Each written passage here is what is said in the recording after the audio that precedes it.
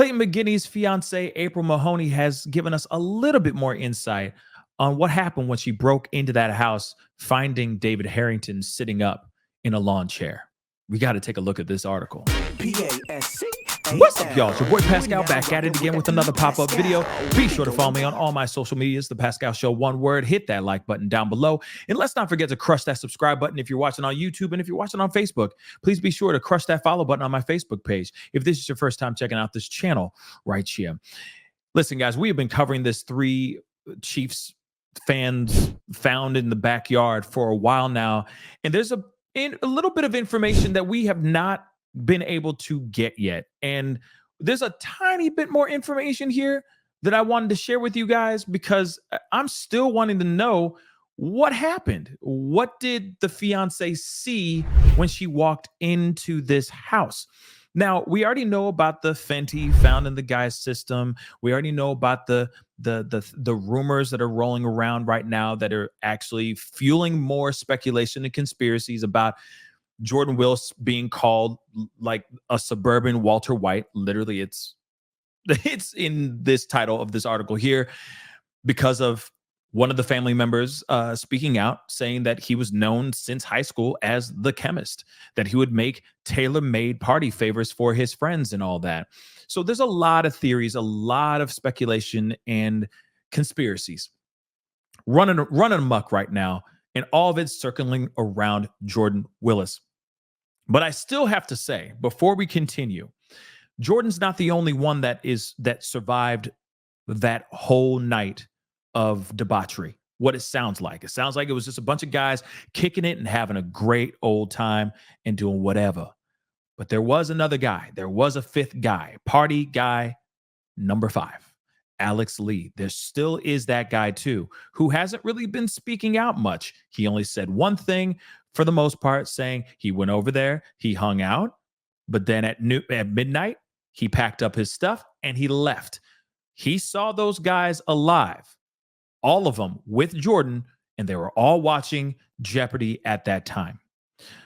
But now we're getting some more information. It's tiny pieces. It's not a grand old picture. It's just a little bit, just so we can understand what the fiance went through and what did she see inside and outside that house. So let's take a look at this article. Like I said, it's a very lengthy article. I'm not going to go all the way into this. I just wanted to give you the nuts and bolts of it, with it covering what April Mahoney, Clayton McGeeney's fiance, says, okay, and what she experienced. So let's take a look at that. April Mahoney was desperate to find her missing fiance, Clayton McGeeney, that she took matters into her own hands a little after 9 p.m. on January 9th. She pounded fruitlessly for 10 minutes on the door of the Kansas City, Missouri rental belonging to Jordan Willis, where McGeeney and his friends were last seen 2 days earlier. She then broke in through the basement window, yelling to see if there was anyone in the house, a relative told the Post. Next, she walked upstairs, looked out the large back windows, and saw a grisly tableau on the snow-covered patio. She first spotted the frozen body of one man, David Harrington, who was actually seated upright in a lawn chair. That's crucial because there's a few things I want to point out. Number one, she's not the first one. She was not the first person pounding on the door. There was another family friend or family relative that was actually pounding on the door, and they say there was a report of him pounding on the door for about 20 minutes, trying to get someone to answer the door, and Jordan did not.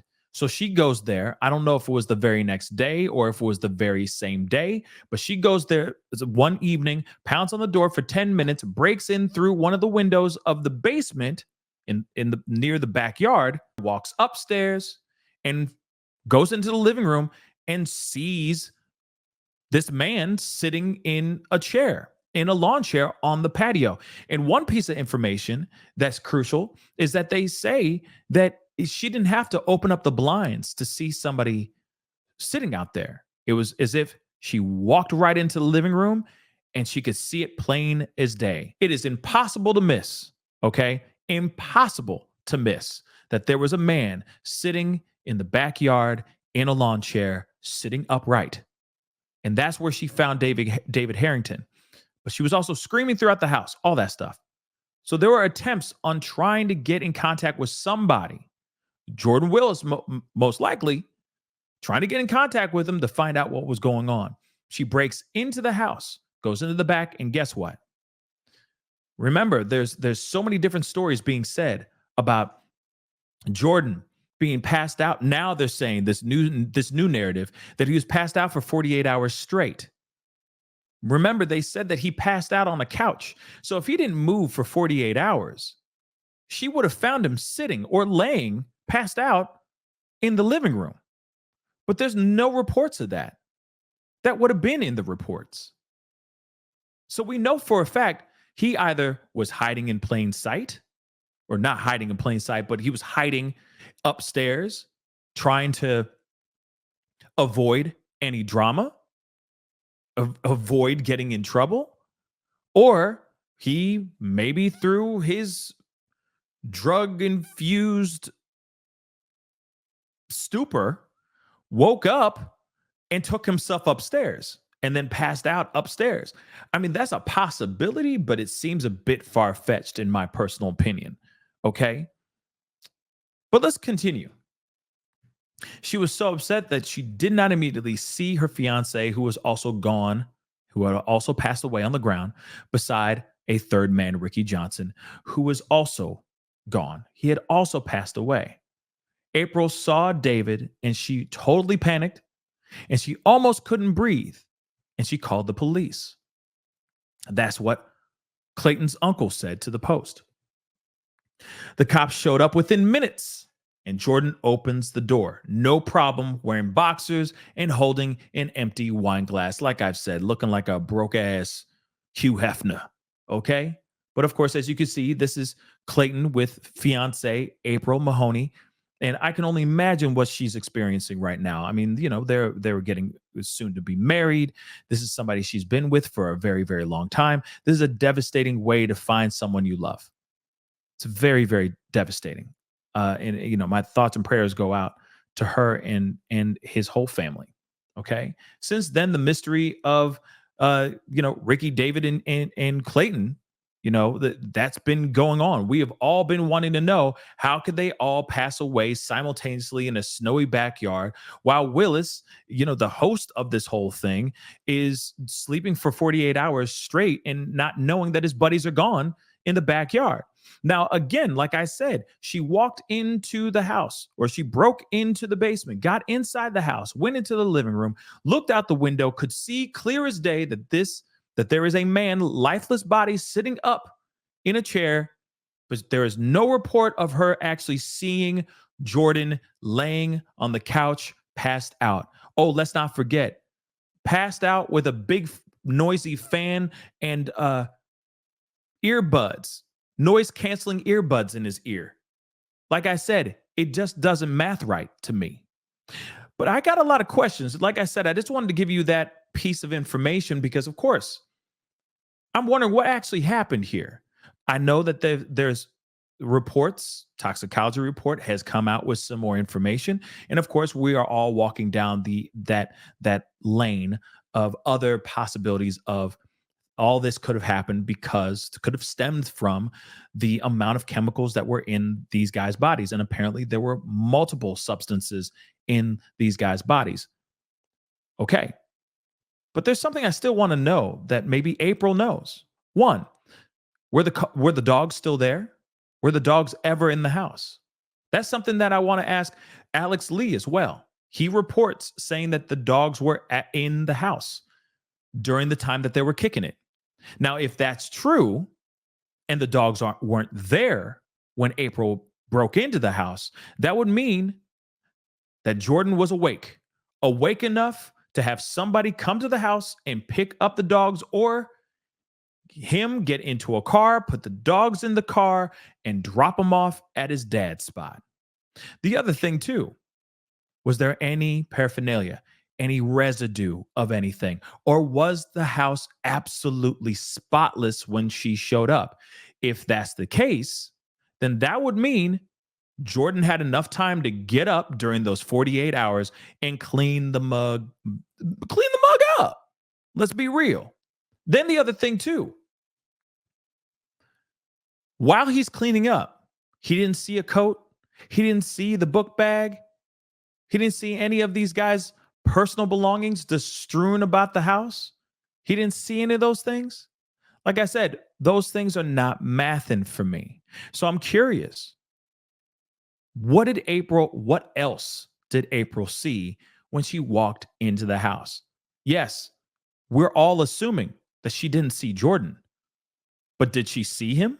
Was he awake? Did she talk to him? Was there more of a correspondence with Jordan when she broke into the house? Or was he nowhere to be found? And then all of a sudden, miraculously, bing bong, here comes police, and suddenly he's cooperating and is alert and, talking and present when the cops show up. Like I said, so many different questions that have not been answered yet. And hopefully we get some answers very soon. And my theory I'm still leaning on the theory of why the dogs may have been taken away. And it could have been because of what they were consuming.